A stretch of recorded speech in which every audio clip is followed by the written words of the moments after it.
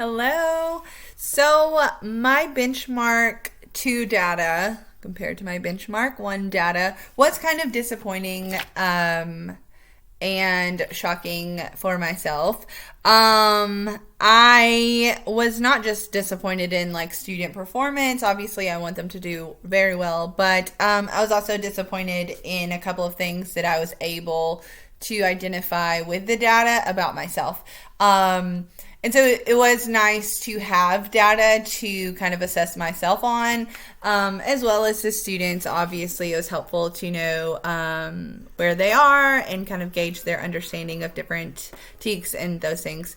However, the first thing that I was able to pull from the data that kind of stood out to me was that from benchmark 1 to benchmark 2, my higher scholars who usually perform well on assessments either stayed the same or went down. And that was that told me that my focus on the lower students had taken away from the higher students, and that I had kind of neglected them, and that they weren't engaged and they weren't growing, which is a problem. I was a student that usually performed well on schoolwork as well as GT, and so I know what it's like to be ignored in a classroom.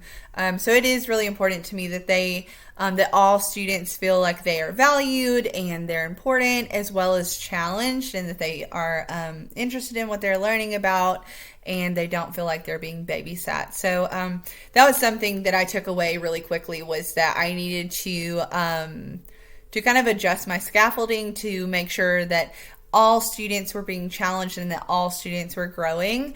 And then I also created tutorials that kind of targeted the higher students for 2 different reasons. One, because I wanted them to have time where they felt like they were getting attention from a teacher and they were getting challenged, and that the content was tailored to their needs, as well as a way to get in testing strategies for them before the test. And instead of doing a normal type of tutorials, it's more of a testing strategy approach to it. Then the next thing that I took away from benchmark 2 data was that with all of the changes this year, my assessments leading up to the benchmark and throughout the year, the quality of my assessments has gone down this year. And I think largely it's because I try to do everything with my in-person students and online learners, have it kind of be the same so that I wasn't creating 2 of the same thing. And I think with all of that shuffle of trying to figure out how to do both at the same time effectively, that I kind of lost the integrity of some of the assessments that or the assessment style that I used last year. So that was something else that I was able to identify and hopefully grow in based on benchmark 2 data. One of the things that I really focused on with benchmarks this year was looking at the quintiles. Kelly was super helpful with this, but identifying scholars that are a couple of questions away from moving to a different quintile, moving up.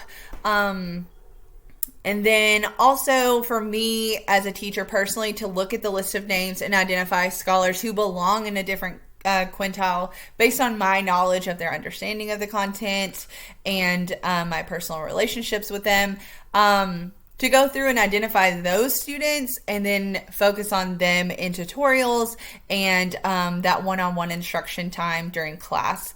So that was another thing that I was able to do with benchmark data this year. And then again, tutorials targeted based on benchmark data. So pulling those students and working on personalized learning based on their performance on each TEK. And that was something that they broke down themselves. They were able to identify which TEK each question was, and then assess on this TEK. Let's say there's 6 questions on one specific TEK. How many out of the 6 did I get correct? How many would I like to get correct?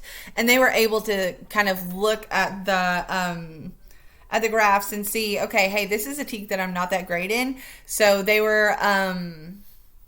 saw why we were doing personalized learning at some points in class and tutorials, and I think that they understood it more than if I were to say, hey, work through this, So that was something else that they were able to identify their strengths and weaknesses as well.